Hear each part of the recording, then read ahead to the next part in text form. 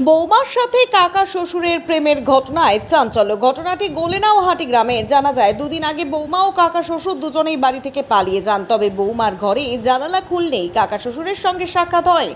চলে দীর্ঘদিন ধরে প্রেম। কথায় বলে না, প্রেম মানে না কোনো কিছুর সম্পর্ক। শ্বশুর হোক বা অন্য কেউ, ভালোবাসলেই ভালোবাসার মতোই ভালোবাসতে হয়। তাই ভালোবাসার প্রমাণ দিতে বৌমাকে নিয়ে পালিয়ে গেলেন কাকা শ্বশুর। এই ঘটনার সাক্ষী থাকলো গোলেনাওহাটির এক গৃহবধূ। শ্বশুরকে ভালোবেসে পালিয়ে গেলেন।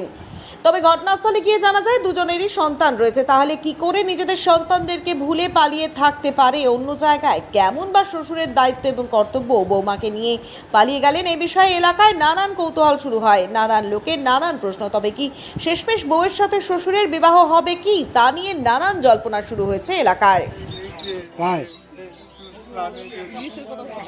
বউ ধরে বাড়ি গেল, এর আগে আপনি জানেন না কোনো কিছু? আমি কিছু জানি না, আমি সারা